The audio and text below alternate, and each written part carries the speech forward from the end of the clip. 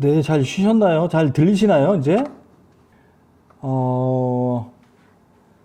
그렇게 해서 이제 건전 종자를 이렇게 고르면요. 이렇게 염수선을 할 때는 이렇게 달걀 비중으로 맞추라는 게 있거든요. 교과서적으로. 근데 뭐, 여기까지는 너무, 쉽지는 않아요. 그러니까 요거는 그냥, 참고로 말씀을 드리는 거고, 이렇게 물에 뜨는 종자라도 제거를 하시면은, 그나마 나중에, 종자 소독할 때 되게 유리한 부분이 있으니까 이렇게 물에다가라도 한번 띄워서 종자를 한번 선별을 해 주십사, 이런 말씀을 드립니다.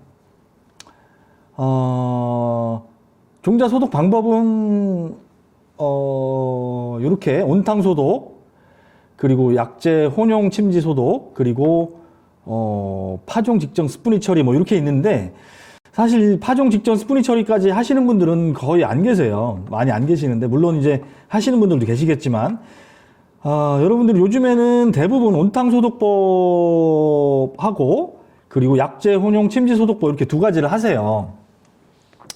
온탕 소독 같은 경우에는 대부분의 농협에서 아마 온탕 소독기를 갖고 있을 거예요.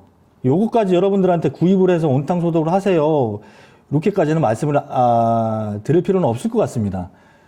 요것도 비용 발생이 되는 거라, 요거는 어차피 농협에서 대부분 갖고 있습니다. 온탕 소독을 한 다음에, 그리고 약재 혼용 침지 소독을 해라. 약재 혼용 침지나 약재 침지나 마찬가지, 요거 두 번째 약재 침지 소독이나 그리고 약재 혼용 침지 소독이나 똑같은 겁니다. 근데 약재 침지는 한 가지 약재로 하는 거고, 약재 혼용 침지 소독은 두 가지 약재로 하는 겁니다. 요즘에는 뭐 약재 침지 단용으로도 많이 하니까요. 일단은 뭐 예전에는 스포탁하고 스위퍼하고 이렇게 썼다, 이제 그런 말씀을 드리고, 여러분들이 기억해야 되실 거는, 종자 소독할 때 기억하셔야 될 거는 요겁니다. 요거 30도씨 48시간, 30도씨에서 48시간은 꼭 종자 소독을 해달라, 이런 말씀을 드리는 겁니다. 자, 온탕 소독부터 말씀을 드리면은, 온탕 소독은 여러분들이 뭐 방법까지는 아실 필요는 없지만 참고는 하세요. 요거는 어차피 농협에서 다 해주더라고요, 요새는. 온탕 소독이 뭐냐면은 60도씨의 물에다가 60도씨의 물 100리터에 벼 종자를 10kg 정도를 10분간 담갔다가 바로 냉수에 10분 정도 침지를 시키는 겁니다. 이게 왜 원리를 말씀을 드리면은, 이거 말 그대로 이제 온탕 60도씨의 물에다가 벽실을 10분 동안 집어 넣으면은, 대부분 여러분들 뭐 하우스 재배하시는 분들도 아시겠지만, 하우스에 여름에 토양 소독 하잖아요. 태양열 소독 하시잖아요. 막 물 넣고 하우스 잠그고, 요때 온도가 한 55도 정도 됩니다. 대부분의 곰팡이나 세균이 55도씨 정도 되면은 사멸을 해요. 웬만한 곰팡이나 세균은. 그 원리를 이용해서 만든 게 온탕 소독입니다. 그래서 한 60도씨의 물에다가 한 10분 정도 담그면은 웬만한 애들은, 곰팡이나 세균은 죽는다. 그렇게 해서 1차적으로 제거를 한 다음에 약재 소독을 하는 거죠. 자, 온탕 소독을 하시면은 10분 정도를 하면 거의 99.8% 발화가 됩니다. 그러니까 이 발화율이라는 게 굉장히 중요합니다. 왜냐면은 이 발화라는 거는, 일단 여러분들이 발화를 시켜야지 나중에 육묘도 되고 이양도 되고 하는 거니까. 근데 따뜻한 물에다가 넣다 보니까 발화가 안 될 수도 있어요. 그래서 10분 정도가 가장 발화율이 높더라, 요겁니다. 요 그림은 무철이라고 하는 거는, 온탕 소독을 안 한 거는 100% 발화가 됩니다. 근데 이 10분 정도 하면은 99.8%, 20분 정도 담궈 놓으면은 84%밖에 안 된다는 겁니다, 발화율이. 그러니까는 여러분들이, 내가 집에 온탕 소독기가 있다 그러면은 60도씨의 물에 10분 정도만 담궈 놓으셔야 된다는 겁니다. 야, 이거 더 담궈 놓으면 더 많이 죽겠지 하고서 더 오래 담궈 놓으면은 발화가 안 된다는 겁니다. 자, 종자 소독 체계별 방제 효과를 보면요, 이렇게 온탕 침법하고 30도씨에다 24시간 침지하고 이렇게 했을 때는 98% 방제가가 나온다. 그러니까 여러분들이 한 가지 약재, 그러니까 한 가지 온탕 소독, 한 가지 그 종자 소독만 하지 말고 두 가지 이상 했을 때, 방제가는 당연히 높게 나오더라. 요거를 말씀을 드리는 겁니다.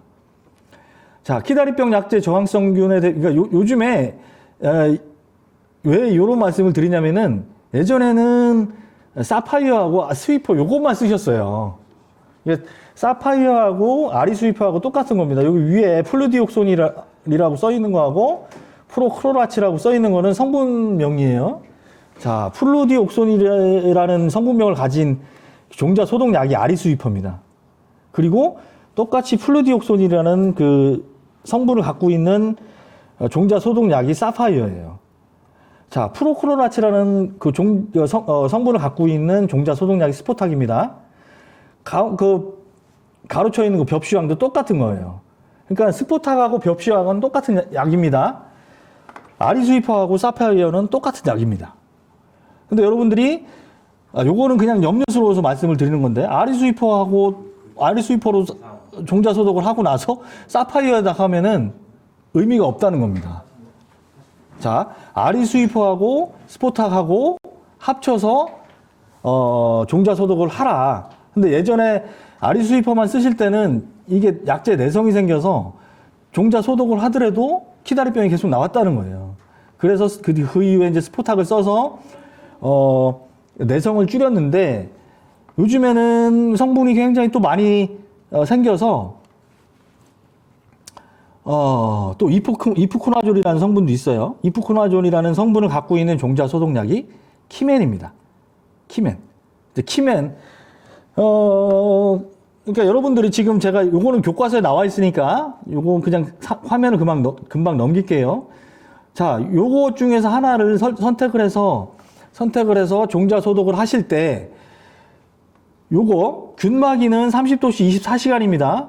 30도씨 24시간이고 나머지는 대부분이 30도씨 물 온도는 30도씨는 맞아요. 그리고 대부분이 48시간. 그러니까 이틀 동안 담궈 놓으셔야 된다는 거예요. 30도씨 48시간. 그러니까 30도씨에서 이틀 정도 담가 놓으셔야지 종자 소독 효과가 있다는 겁니다.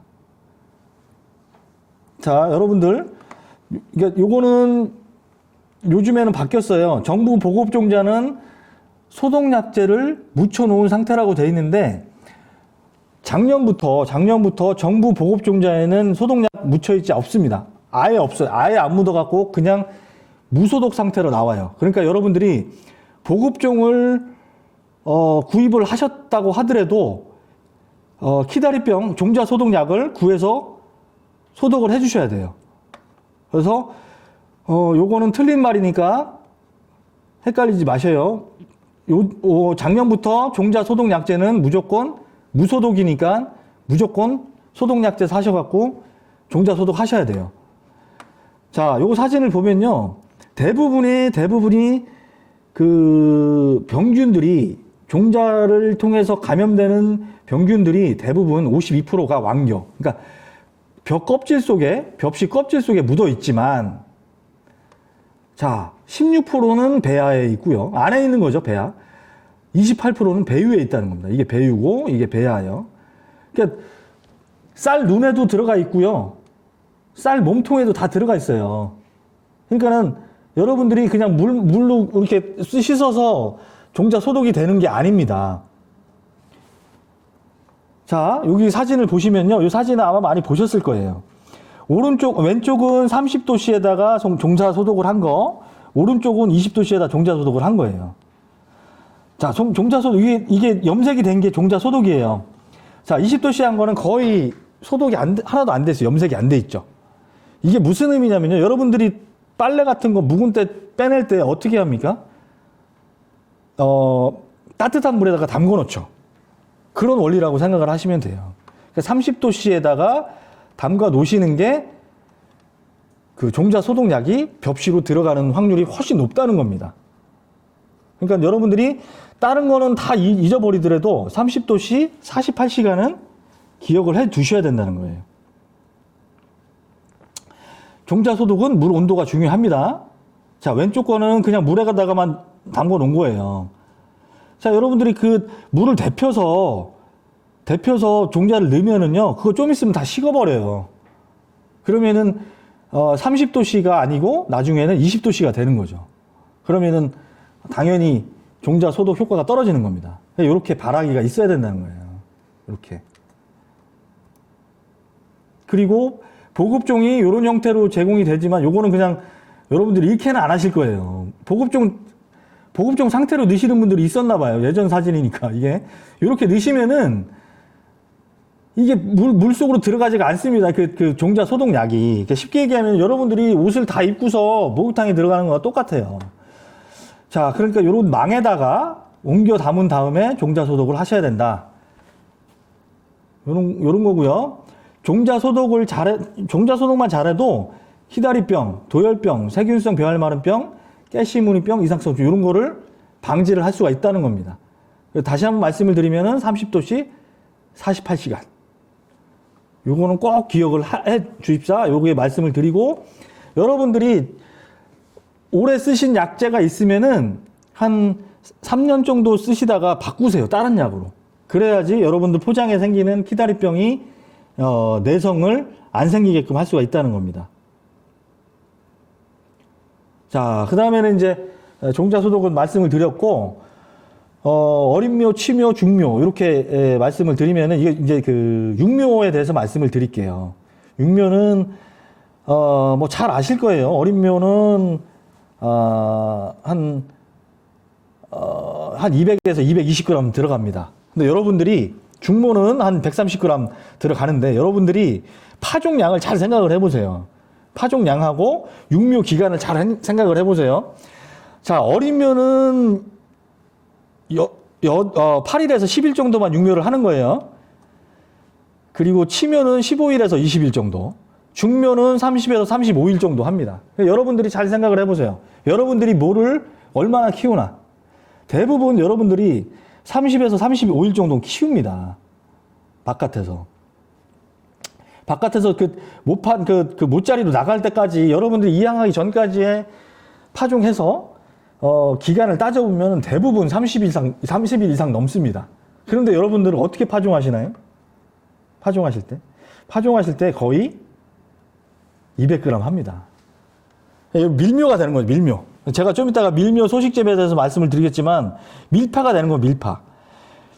밀파가 되면은 당연히 뜬모 생기고, 거기서 자라기가 굉장히 힘들어요.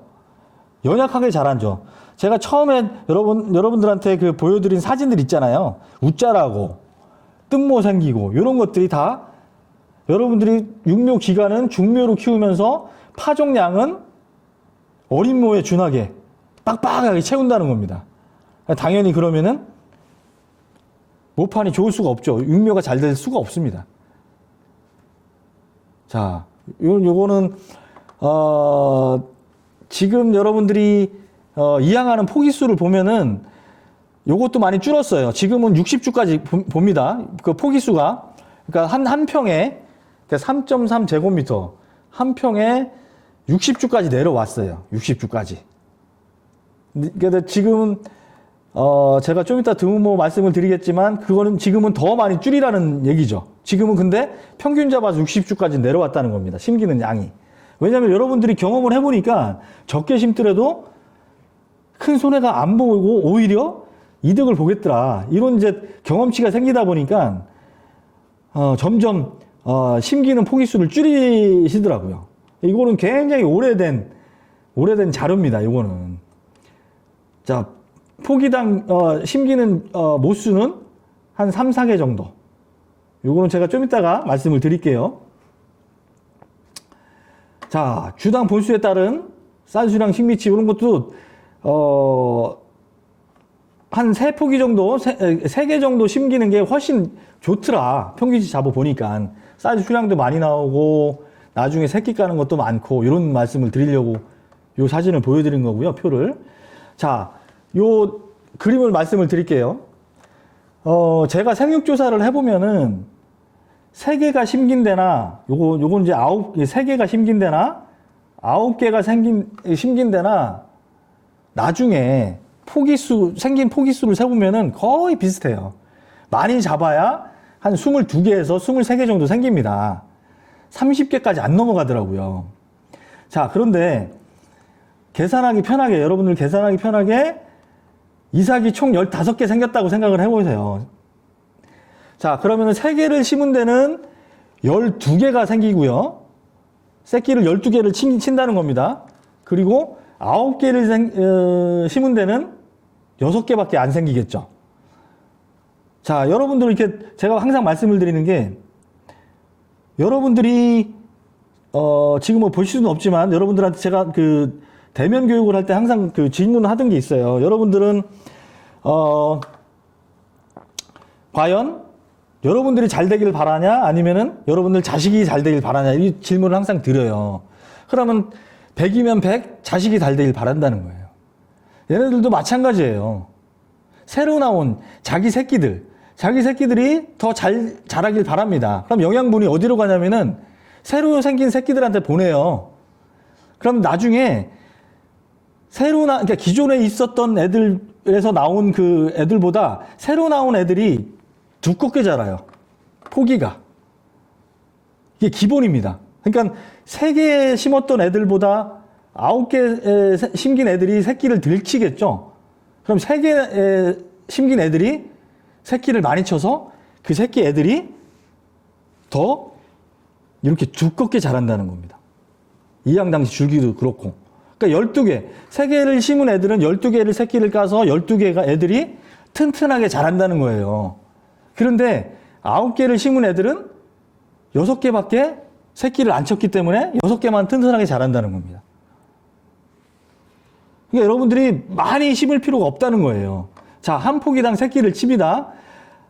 요거는 여러분들이 한 포기씩 심으라는 건 아니에요. 그러니까 작년에 그 수확된 그 포장에 가서 하나만 딱 이렇게 봤을 때, 하나만 심긴 데들 딱 봤더니 요렇게 새끼를 찼다는 거예요. 얘네들, 그리고 그러니까 그 벼를 안 심고 그냥 휴경하는 논인데, 휴경하는 그 밭이 됐죠. 벼를 안 심었으니까.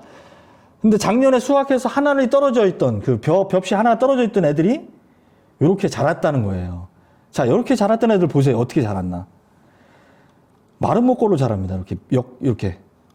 이렇게 자란다는 거는요, 통풍이 굉장히 잘 된다는 겁니다. 자, 피도 마찬가지예요. 피도 하나씩 자라잖아요. 자기네들 씨가 하나 떨어져서 하나씩 자라는데, 뿌리 같은 거 보세요. 얘네들 이렇게 가지 버는 거 보세요. 굉장히 잘 버져요. 그러니까 여러분들이 적게 심으면 적게 심을수록 새끼들도 많이 깔 뿐더러 이렇게 그 수광태세가 굉장히 좋아진다는 거예요. 자, 이거는 포트모인데요. 이 포트에 한 구멍당 3개씩 넣어요.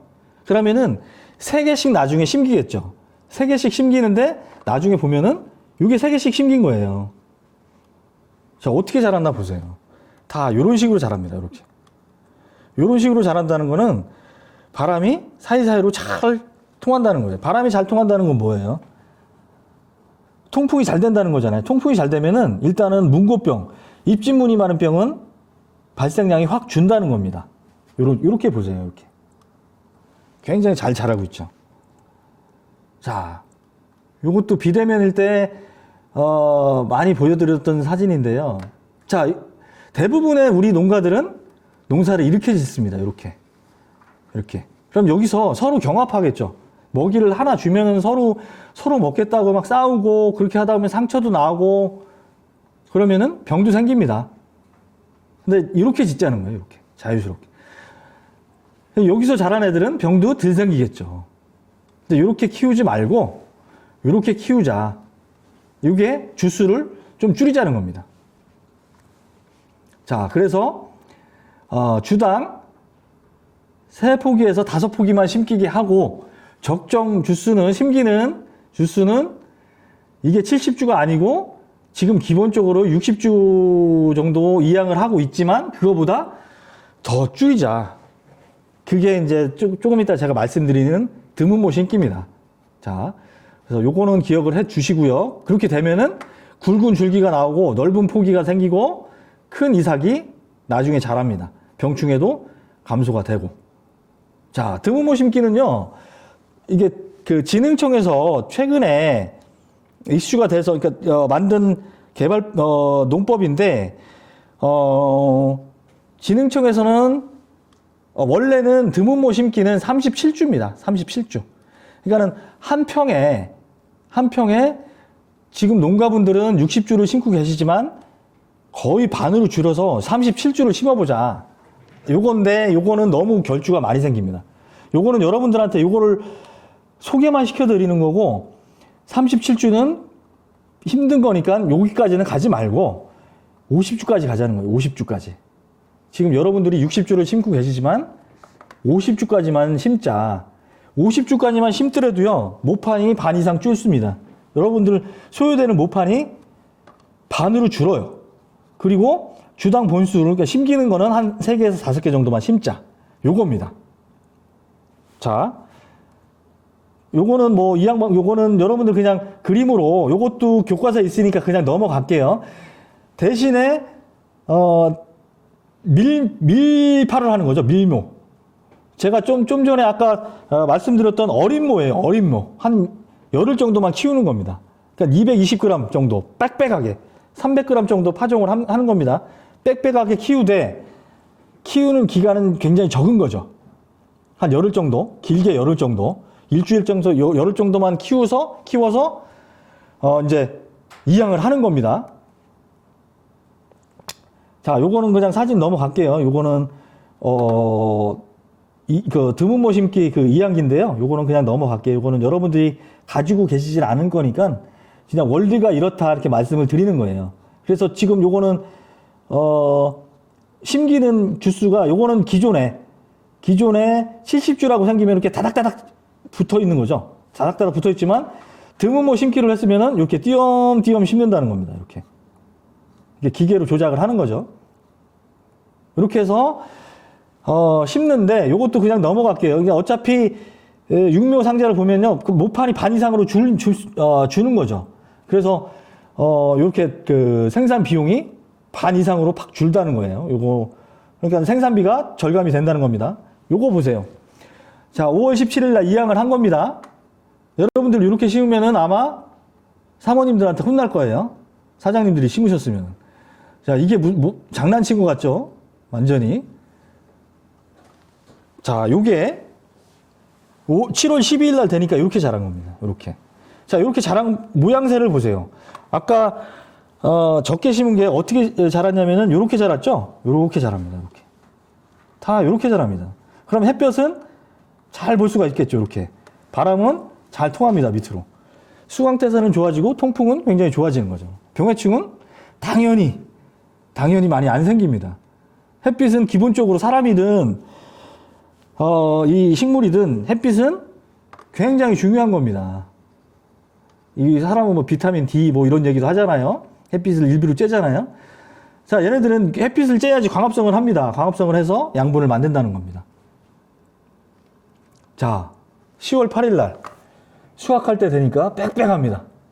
빽빽하죠? 예, 손해볼 게 하나도 없다는 거죠. 자, 생산비는 반 이상으로 줄었고 생산량은 똑같습니다.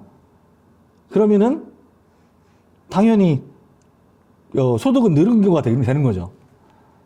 자, 수확량을 비교를 해보세요. 수확량. 자, 보람찬, 신동진, 호품이 있는데 평균 수확량을 보면요, 이렇게 된다는 거예요. 여러분들 이거는 한 2년 전 거니까 작년 거랑 비교하면 안 돼요. 작년에는 수확량이 굉장히 많았기 때문에. 이렇게도 많이 나온다는 겁니다. 이렇게 작년에 910kg까지 재작년에 910kg까지 나온 데가 있더라. 이렇게 되는 겁니다. 수확량도 거의 뒤지질 않아요. 그게 이제 드문모 심기고, 직파 재배 같은 경우에는 여러분들한테 그냥 잠깐 소개를 해드리면은 말 그대로 직접 파종을 하는 거예요. 논에다가. 아시는 분들은 아실 거예요. 그러니까 육묘 기간이 없는 거예요. 육묘가 생략이 되는 겁니다. 그러니까 우리 씨 뿌리듯이 논에다가 벽실을 뿌려버리는 거죠. 그래서 지금은 어디까지 왔냐면요, 드론으로 직파를 하는 것까지 왔습니다. 그러니까 이게 드론이잖아요. 드론으로 그냥 논에다가 직파를 해버리는 거예요. 그러니까 우리가 논에 들어갈 필요도 없습니다. 바깥에서 드론으로 직파를 해버리는 거니까요. 예. 그 전까지만 해도 이렇게 문온 전파를 해서 이항기가 있었습니다. 이것도 지금 전파를 그러니까 문온 대부분의 직파를 하신 분들이 이렇게 문온 전파로 하시고 계시는 거죠. 근데 앞으로는 이게 드론으로 직파가 될 거다. 그래서 노동력은 당연히 줄은 거고 생산비도 이항을 안 하니까 그러니까 육묘를 안 하니까 생산비도 당연히 줄어드는 거죠. 요거 이렇게 그 비교를 한 건데요. 요걸 참고를 하시면 되는 거고. 그래서 가장 근데 직파가 어려운 게 이제 잡초 관리겠죠. 왜냐면은 물을 뗀 상태가 있으니까. 물을 뗀 상태. 아까 처음에 사진 보여드렸던 그 말라버린 그 논이 있잖아요. 말라버린 논에서는 잡초가 나중에 바로 올라옵니다. 근데 그런 거를 방지하기 위해서 문온 전파 기술에서 가장 중요한 거는 평탄 작업이죠. 썰해질이라고 하는. 이렇게 썰해질을 굉장히 잘 하셔야 된다는 겁니다. 그래야지 물 관리를 했을 때 말라버리는 그 부분이 안 생기기 때문에 그 부분에서 말라버리는 부분이 생기면은 잡초가 발생이 되거든요. 요것도 이제 여러분들 교과서에 있기 때문에 요거는 여러분들이 직접 오래 하실 분들이 계시면은 저희 사무실로 한번 오세요. 저희 사무실로 오시면은 관심 있으시면은 그 교과서를 보더라도 잘 모르겠다 그러시면은 저희 사무실로 오시면은 저희가 더 자세하게 말씀을 드릴 수 있으니까 오늘은 뭐 그냥 소개만 해드릴 테니까 그렇게만 아시면 되겠습니다. 네, 이렇게 사진을 보면은 제초제 뿌리고 그러니까 물을 뺀 다음에 또 파종을 하고 이제 파종한 다음에 물을 또 어느 정도 뺐다가 다시 대고 이런 일련의 과정들이 필요하다는 거죠. 요거 과정만 몸에 익혀서 잘 가져가시면은 육묘를 안 해도 되는 거예요. 굉장히 편하게 갈 수 있는 거죠. 네. 요 이후에, 그러니까 요 이후는 중기제초제까지 뿌리고 난 이후에는 이항한 그 관행 재배하고 똑같습니다. 그러니까 관행 재배하시는 분들은 그 논에 육묘부터 굉장히 신경을 써야 됐지만 이 직파하시는 분들은 육묘는 신경을 안 써도 된다는 거죠. 네, 요거는 그냥 넘어갈게요. 요거는 파종량, 파종량에 대해서 말씀드리는 건데 요거는 어차피 교과서에 다 있으니까 쭉 넘어가겠습니다. 요거는 요 사진은요. 이제 벼가 출소가 돼서 이삭이 나온 다음에 언제가 가장 40일간 평균 온도가 21도씨에서 22도씨가 쭉 유지가 되는 게 가장 좋아요. 근데 여러분들 이게 하우스 재배가 아니고 야외에서 재배를 하는 거기 때문에 이 온도를 우리가 맞출 수가 없어요. 임의로. 그러면은 최대한 요거에 맞추게끔 우리가 좀 노력을 해보자라는 의미에서 이제 말씀을 드리는 거예요. 자, 벼 이삭이 패고 나서 40일 동안 벼가 익는데 가장 좋은 온도는 21도씨에서 22도씨다. 자, 요거 사진을 보세요. 맨 위에 2000년도 사진을 보면, 맨 밑에 사진을 보시면은 1970년대 온도예요. 그리고 맨 위에 보면은 이 노란색은, 2000년대입니다. 자, 21도씨, 22도씨 언제쯤 나왔냐면은 1970년도는요, 8월 11일 정도면 됐어요. 8월 11일 정도면. 8월 11일 정도면은 이 21도씨, 22도씨가 형성이 됐습니다. 이 온도가. 그래서 쭉 유지가 되는 거죠. 더 내려가면서. 그럼 말 그대로 선선한 날씨가 되는 거예요. 선선한 날씨가 되니까 벼가 잘 익습니다. 잘 익는 거죠. 자, 근데 지금은 날씨가, 지금은 언제 정도가 날씨가 되냐면은, 자, 맨 위에 거 보세요. 맨 위에 거. 노란 거. 지금 8월 28일 정도가 돼야지, 이 21도씨, 22도씨가 된다는 겁니다. 21도씨, 22도씨가. 지금은 굉장히 덥죠. 자, 다음 사진은 이제 우리 논산 지역 작년 8월 정도 온도를 뽑아본 거예요. 평균 날씨를, 그 기온을 보시면은 8월 22일까지 절대로 안 떨어졌습니다. 23도 이하까지 안 떨어졌다는 거예요. 이게 제가 이제 사진이 9월 달까지는 안 뽑았는데 9월 중순까지 알아봐도 그때까지 22도씨였었어요. 그러니까 지금 요 온도 22도씨 정도 되는 그 날짜가 8월 말 정도 돼야 된다는 거예요, 이제는. 자, 그러면은 우리가 어떻게 해야 될까요, 이거는? 그러면은. 좀 늦게 심으라는 겁니다, 늦게. 우리가 하우스면은 내가 무슨 뭐 냉풍기를 돌리든지, 뭐 날씨가 추우면은 온풍기를 돌리든지 해서 하우스는 온도를 맞출 수가 있지만, 이 논에서 재배하는 벼 같은 경우에는 우리가 맞출 수 있는 방법이 요거밖에 없습니다. 요거밖에. 아니면은 제가 좀 이따 품종에 대해서 말씀을 드리겠지만 출수가 좀 늦게 되는 품종을 하자는 겁니다. 자, 일단은 요거는 기억해 두실 게 21도씨, 22도씨가 굉장히 중요하다. 그런데 우리가 그 21도씨, 22도씨가 지금은 8월 말 정도 돼야지 그 온도가 나오더라. 그래서 우리가 그 온도를 맞추려면은 좀 더 늦게 심거나 아니면 출수가 좀 늦게 되는 품종을 고르자. 이런 말씀을 드리는 겁니다. 자, 보내는 시기를 보면요. 자, 요거는 그냥 하이아미는 뭐 중생종이니까 그거 그냥 참고를 하시면 되고, 요 표를 보세요. 5월 10일 날. 5월 10일 날 이양한 애들하고, 진짜 극단적으로 6월 24일 날, 이양한 애들하고의 완전미 수량입니다. 늦게 심은 거죠. 거의 한, 40일 정도 차이 나는 거죠. 완전미 수량은 늦게 심을수록 더 좋아졌다는 겁니다. 왜냐하면은 늦게 심으면 늦게 심을수록 출수가 늦게 되잖아요.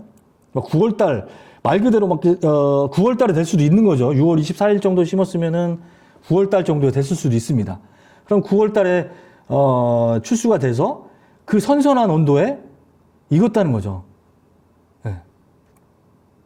자, 요거 보시면요, 현미 천립 좀 보세요. 쌀 1000개의 무게를 잰 그 무게죠. 자, 21도씨에서 익은 거, 24도씨에서 익은 거, 2배 차이 나죠, 크기가 2배 차이 납니다. 자, 여러분들이 키울 거는 요렇게 키우지 말고 요렇게 키우자는 겁니다. 요렇게 키우려면 여러분들이 이양을 좀 늦게 하자, 아니면은 좀 출수가 늦은 품종을 재배를 하자, 이렇게 방향이 정해지는 거죠. 자, 그래서 이양을 좀 늦게 하되, 우리 지역은, 논산 지역은 이양 적기 날짜를 딱 잡으라면은 5월 23일부터 한 6월 13일 정도까지가 되겠는데, 날짜를 하루 정하면은 한 6월 1일 정도가 되겠더라. 6월 1일 정도, 6월 5일 날 심으셔도 됩니다. 그렇게 해서 좀 늦게 빼셔도 된다는 거예요. 일부러 더 늦게 빼니까. 요거 말씀을 드리고, 질소질비로 요거는 그냥 뭐 쭉 넘어가도 될 것 같아요. 제가 아까 말씀을 드렸지만 그 축적 퇴비할 때 질소질 비료 과다 시용은 단맛도 떨어질 뿐더러 요건 시간이 없어서 그냥 넘어갈게요. 병해충에도 굉장히 약하게 만든다는 겁니다. 자, 그래서 요것도 암기사항에 여러분들이 오늘 제가 말씀드린 것 중에 기억을 해야 될 게, 종자소독 30도씨 48시간, 그리고 요거 맞춤형 비료 12량. 요거는 마지기로 제가 그 환산을 하면은, 맞춤형 비료는요, 마지기당 한 포, 이삭거름은 마지기당 반포. 요거까지 그냥 외워버리세요. 그냥 밑거름은 마지기당 한 포만 주면 되고, 이삭거름은 마지기당 반 포만 주면 되겠다, 이렇게 생각을 하시면 됩니다. 이삭거름 주는 그 요령, 요거 이삭거름 12 요령은, 그러니까 밑거름은 마지기당 한 포 넣었죠. 그리고 이삭거름은 마지기당 반포만 넣는 겁니다. 반포만 넣는데, 시기는 제가 조금 이따가 말씀을 드릴게요. 12량을 보면은 NK, 밑거름은 NPK이고요. NPK 질소 인산 가리고, 이삭거름은 인산이 필요가 없습니다. 그래서 그냥 질소하고 가리만 넣으면 되시고요. 마지기당 반포만 넣으면 되시고, 요속으로 넣으실 때는 3.3kg, 염화가리는 2kg만 넣으시면 됩니다. 마지기당. 그리고 우리 집은 이파리가 좀 너무 진하다. 질소기가 좀 많이 있다. 그러면은 질소를 빼버리고 그냥 요소 빼버리고 염화가리 2kg만 넣으시면 됩니다. 마지기당. 이렇게 하시면 되는 거고요. 비료량에 따른 수확량을 비교를 해드리면은 보통 시비 마지기당 밑거름 밑거름 한 포 넣고 이삭거름 반 포를 넣었을 때 이거는 밑에 거는 다량 시비는 보통 시비보다 2배를 넣었을 때예요. 그러니까 영화당 수당 영화수는 그 이삭수라고 생각하시면 돼요. 그럼 다량 그러니까 2배로 비료가 많이 들어간 데가 많이 생겼어요. 많이 이삭도 많이 달렸어요. 많이 달리면은 많이 나와야 되는데 등숙이 잘 안 됩니다. 등숙률이 떨어진다는 거예요. 등숙률은 뭐냐면은 벼가 익는 비율이잖아요. 많이 달리면 뭐합니까? 많이 익어야 되는데 많이 달리긴 한다는 거예요. 자, 그래서 수확량이 떨어졌습니다. 더 떨어졌죠. 자, 이게 영화수라고 생각을 해보세요. 영화수. 왼쪽에 있는 거는 이삭이 많이 달렸죠. 비료를 많이 줘서. 자, 표준 시비한 데는 적당히 달렸습니다. 자, 밑에 보세요. 밑에. 여러분들이 여러분들 자녀분들 아니면은 어머님들 세대 때 이렇게 보세요. 1960년대에는 세자녀만 35살 이전에 이렇게 해서 덮어놓고 놨다 보면 더 집거를 못 면한다. 자, 이게 무슨 말씀이냐면은 이삭수만 많이 늘어봤자 키울 수가 없어요. 키울 수가. 여러분들이 자녀분이 아니면 형제 자녀분이 10식구라고 생각을 해보세요. 버는 거는 100만 원인데 자, 100만 원으로 10식구를 키우는 사람하고 100만 원으로 똘똘한 애 하나만 키우는 그 집안하고 어디가 틀리겠습니까? 여러분들이 농사법 이렇게 가져가셔야 된다는 거예요. 적당히만 달려도 된다는 겁니다. 적당히 달려서 적당히 달린 애들만 딱 알차게 있게끔 하면은 수확량이 절대 떨어지지 않는다는 겁니다. 자, 질소질을 많이 줘버리면은 헛새끼도 많이 치고, 헛새끼라는 거는 뭐냐면은 새끼를 안 친다는 거예요. 그러니까 이 가지만 나온다는 거죠. 그럼 큰 의미가 없는 거죠. 이삭이 안 달리니까. 자, 도복이 된다는 겁니다. 그러니까 여러분들이 다시 한번 말씀드리지만 밑거름은 마지기당 한 포, 이삭거름은 마지기당 반 포만 주시면 된다는 겁니다. 자, 요거는 사진 딱 보이시죠? 대부분 다 엎어져요. 그러니까 도복이 된다는 겁니다. 네. 그래서 여러분들한테 이 사진을 항상 보여드리는 게 마지기당 한 포 넣으라고 항상 말씀드리고 이삭거름도 마지기당 반 포 넣으라고 했는데 욕심이 생겨서 꼭 한 포 이상 넣고 2포 정도 넣고 하세요. 그런 다음에 비만 오면 이렇게 맨날 웁니다. 비만 오면 청개구리도 아니고 이렇게 되지 말자는 겁니다. 이렇게. 자, 요거는 이삭 주는 시기죠. 이제 이삭거름 주는 시기. 이삭거름 주는 시기는요. 원래는 이래요. 영화 그러니까 그 이삭이 이제 막 날타는 게 여러분들 이렇게 해보시는 분들은 많았을 거예요. 이삭이 볏대를 딱 갖고 와서 잘라보면은 이렇게 눈곱만큼 보일 때가 있습니다. 이게 이제 영화 분화기라고 하는 거예요. 이삭이 분화가 된다. 그게 출수 한 24일 전 정도가 되는 거예요. 출수 24일 전. 그게 날짜로 보면은 한 7월 20일 정도가 돼요. 7월 20일 정도가 되니까 그때 이삭거름을 주는 거죠. 이삭거름을 주는 거예요. 대부분의 중만생종은 요때 주시면 됩니다. 요때.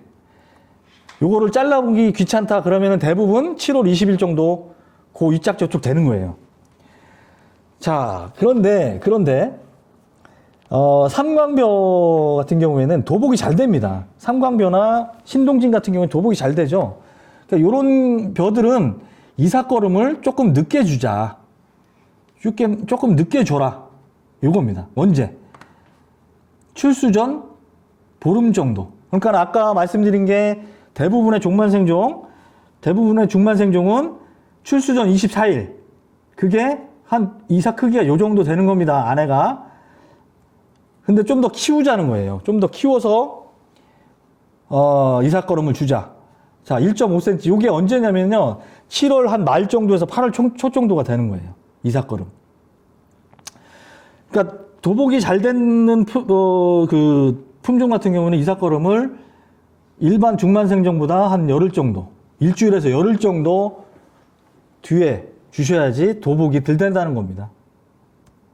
자, 왜 그럴까요? 왜 그러냐면요. 이 벼가 절간이 있습니다. 벼가 절간이 있어서,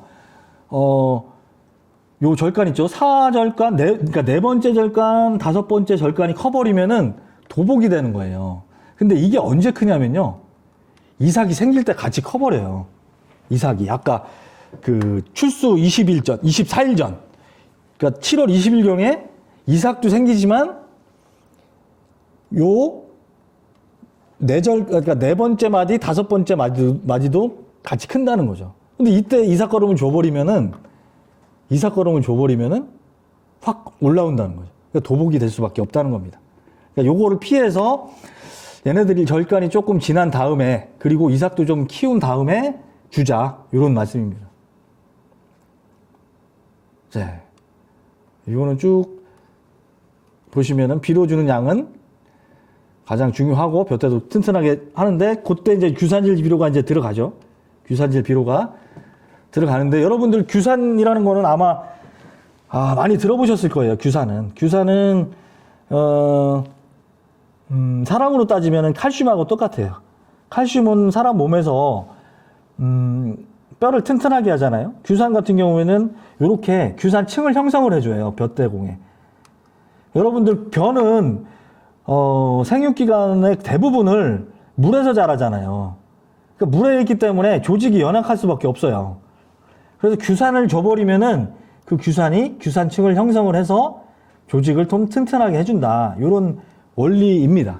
그래서 규산인 사실 질소보다 규산을 더 많이 필요로 해요. 그 규산이 벼가. 규산은 여러분들이 3년마다 나라에서 논에다가 뿌려달라고 맨날 공짜로 드리는 거, 그게 이제 규산이잖아요. 규산질 비료죠. 근데 그게 귀찮아서 안 뿌리시는 분들이 계신데, 그거는 만약에 내가 그거 진짜 귀찮다, 뿌려주는 사람도 없고 하면은, 벼 있잖아요, 벼집을 꼭 썰어서 넣으시라는 겁니다. 그 마지기당 평균 잡아서 매년 보면은 마지기당 롤로 따지면 2롤 정도가 생겨요. 근데 2롤 정도 한 롤, 그게 수확량이 따라 틀려지만 한 3, 4만 원 정도 받아서 마지기당 7, 8만 원 정도 그거 이득 보자고 해서 팔면은 나중에 다 그 병해충에 문제가 되고 그래요. 자, 요거 지금 말씀드린 거. 이게 볏짚만 뿌려 놓더라도 어떤 가치가 있냐면요. 그 볏짚 안에 유기물이 요 정도가 들어가 있고 174kg가 들어가 있고 요소, 인산, 가리가 그러니까 질소, 인산, 가리가 요만큼 들어가 있고 가장 중요한 규산이 이렇게 들어가 있다는 겁니다. 요게 비료로 환산을 해보니까 85,000원에서 10만 원 정도 된다는 거예요. 근데 여러분들이 파는 거는 한 7, 8만 원을 팔지만, 그러니까 여러분들이 눈에 보이는 게 다는 아니라는 거죠.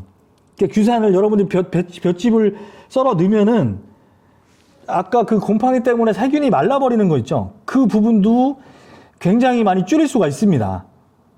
그러니까 이상마름 증상을 많이 줄일 수가 있어요.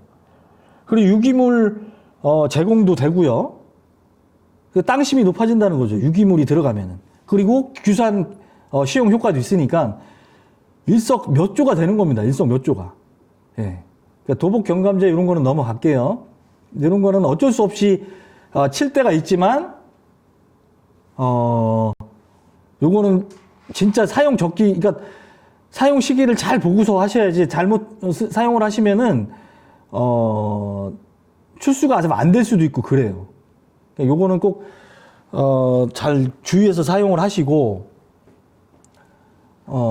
그렇게까지 말씀을 드리고, 여러분들 그리고 중간 물때기 말고도, 그리고 중간 물때기는 여러분들이 꼭 하셔야 되는 부분이고, 중간 물때기를 5에서 10일 정도 출수 3, 40일 전에 중간 물때기를 하는데, 적어도 한 일주일 이상은 꼭 하셔야 돼요. 하셔야 되고, 그래야지 도복 방지가 된다는 겁니다. 요거는 교과서에 다 나와 있는 내용이기 때문에 요거 하나만 더 말씀을 드릴게요. 그 낙수기, 그러니까 완전 물 때는 시기는 도대체 언제냐라고 이제 수확 시기가 되면 항상 전화가 옵니다. 전화가 오는데 요거는 그냥 단순하게 생각하시면 돼요. 단순하게. 이삭 폐노 뭐 30에서 35일 전후 뭐 이렇게 하는데 그냥 단순하게 여러분들 그냥 그 콘크리트 바닥에다가 별을 이양을 했으면은 오늘 빼고서 내일 가서 바로 수확을 하셔도 되잖아요. 진짜 그런 겁니다. 그러니까 완전 물때기를 하는 시기를 어디에다 맞춰야 되냐면은 수확 작업하는 시기로 맞추시면 돼요. 내가 수확 작업을 한 보름 전에 보름 이후에 해야겠다 그러면은 거기에다가 맞추시면 돼요. 그 대신 뭘 봐야 되냐면은 콤바인이 들어가서 작업할 수 있는 시기가 언제쯤 될까라고 역계산을 해주시면 되는 거예요. 그렇게 해서 최대한 물은 오랫동안 대주시는 게 벼 있는 데는 유리하다는 겁니다. 그러니까 우리 노는 한 일주일 정도만 물 빼놔도 콤바인에 들어가서 작업을 잘 하더라, 할 수 있더라. 그러면은 일주일 전까지만 물을 대주셔도 된다는 거예요. 그렇게 참고를 해주시면 됩니다. 그리고요, 요거는 그냥 그 표고요. 40일 정도, 그러니까, 물을 더 오래될수록 수확량은 더 높더라. 요거를 말씀을 드리는 거예요. 네. 쭉 넘어가고요. 제초제는 가장 중요한 거 뭐냐면요, 요거예요. 제초제를 뿌린 다음에 물 5cm 이상 5일간은 꼭 유지를 해주세요. 제가 처음에 시작할 때 말씀을 드렸죠. 왜 5일간 5cm를 대두냐면요, 이 처리층이라는 게 생겨요. 이 처리층. 요렇게 토양수면 처리층이 생긴다는 겁니다. 이게 이제 그 초기, 특히 이양 전이나 이양 후, 뭐 일주일, 요때 하시는 거는 꼭 요거를 지켜주셔야 돼요. 나중에 뭐 경협처리제 하는 거는 물을 다 빼고서 주셔야겠지만 나머지 것들은 대부분 다 요렇게 제초제를 뿌린 다음에 5cm 이상 5일간 물을 받아 주셔야지 제초제가 이렇게 처리층을 쭉 이렇게 점점점점점 이렇게 생긴다는 거예요. 그러면 나중에 잡초가 여기 그 토양 안에 있던 잡초가 올라올 때 요 성분을 빨아먹는 거죠. 그러면은 불량이 돼서 죽는 거예요. 그런 원리니까. 근데 여기다가 물도 안 대놓고 뭐 그 제초제 뿌리고 물을 바로 뺀다던가 뭐 그렇게 되면은, 그러니까 여러분들 의주와는 상관없이 물을 안 뺐는데 썰해질이 잘못돼서 말라버리는 부분이 생긴다는 거예요. 그 부분에서 잡초가 올라온다는 겁니다. 그래서 썰해질이 가장 중요하다는 거예요. 그렇게 이해를 하시면 되고, 뭐 시간 거의 다 됐으니까 품종 간단하게 말씀을 드릴게요. 여러분들이 생각을 하실 때, 그리고 여러분들이 그 교과서를, 제가 이제 그 교과서에다가 품종에 대해서 적어 드렸는데, 그 품종에 나와 있는 것들 중에서 다 아실 필요는 없어요. 근데 몇 가지만 아시면 돼요.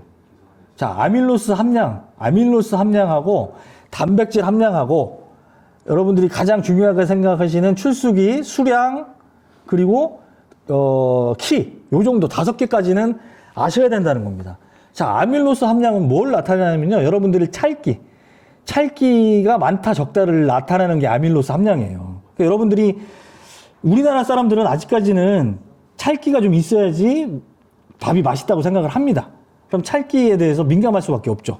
그래서 찰밥하고 찹쌀하고 이렇게 섞어서 이렇게 드시는 분들도 계시잖아요, 일부러. 예전 분들은.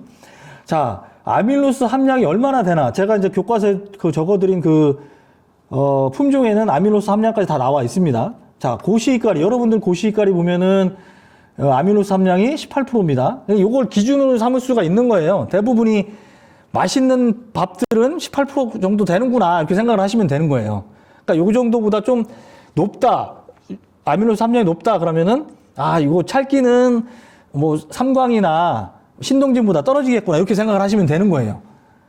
자, 대부분 지금 각 지역별로 대표되고 있는 뭐 고시익가리, 추청, 삼광, 신동진, 하이아미, 뭐 일품 이런 거 오데미 이런 거는 대부분 아밀로스 함량이 18% 정도 된다는 겁니다. 그러니까 요거는 기준점이 되는 거죠.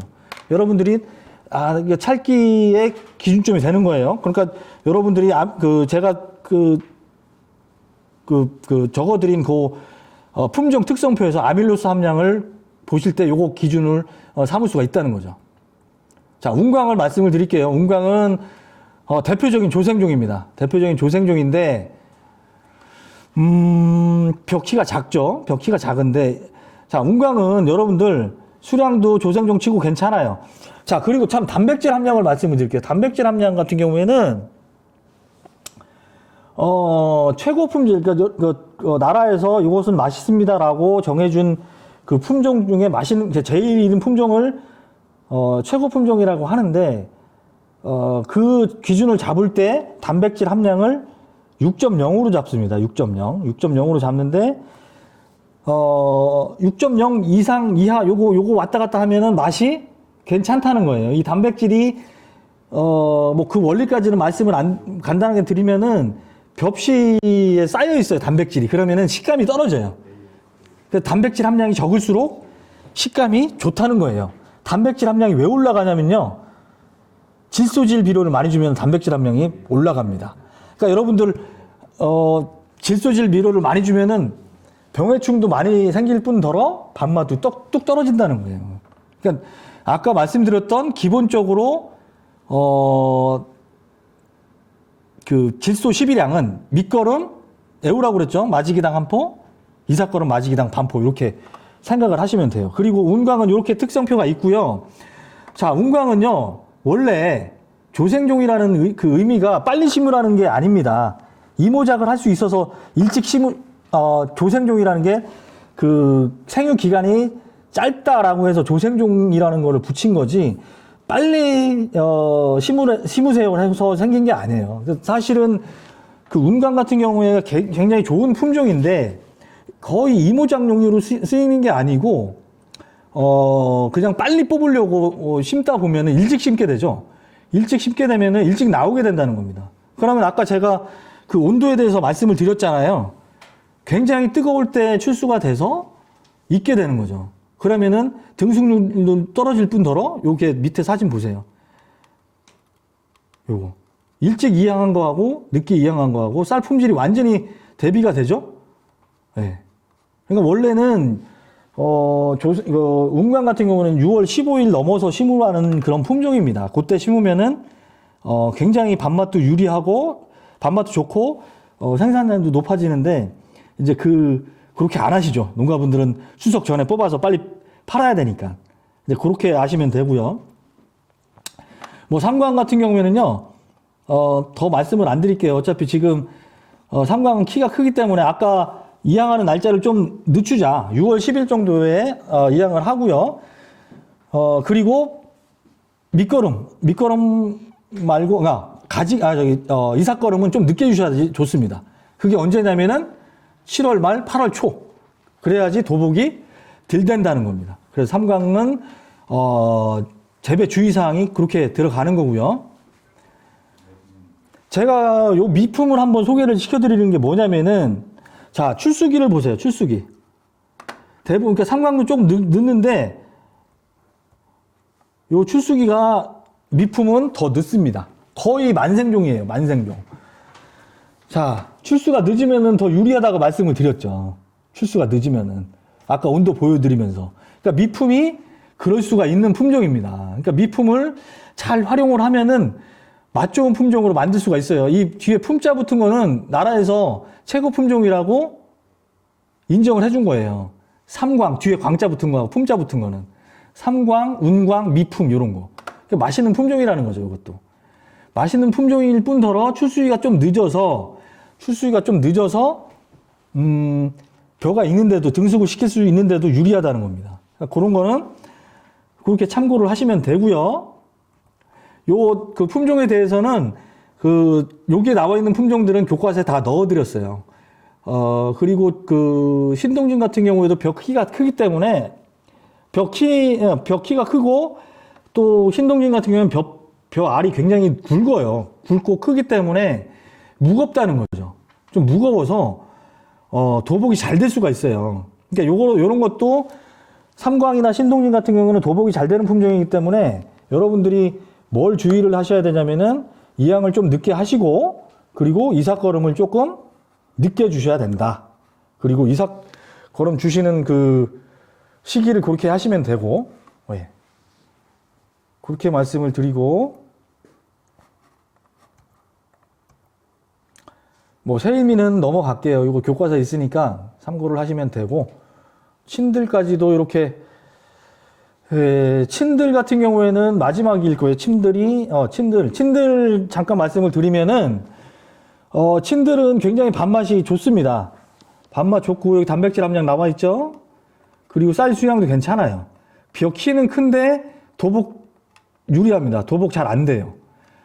자, 요거는 앞에 친자가 무슨 친자면은 친환경 할 때 친자예요. 그래서 친환경을 해도 괜찮다. 그래서 이제 친자를 붙인 거죠. 그래서 친들이라는 품종이 있는데, 작년에 수확량도 괜찮고 도복도 안 됐고 괜찮은 품종이니까 요것도 참고를 하실 만도 해요. 이 친들 같은 경우에는 여러분들한테 추천을 해줄 수 있는 품종 중에 하나입니다. 친들은. 자, 보람찰 같은 경우에는 동진찰 대체 품종으로 나왔죠. 동진찰이 흰잎마른병이 많이 생기다 보니까 그거의 그 저항성인 그 보람찰이라는 품종을 만들었죠. 이 보람찰도 괜찮은 품종입니다. 수량도 동진찰에 비해서 많이 나옵니다. 이것도 교과서에 있으니까 교과서를 참조를 하시면 되고요.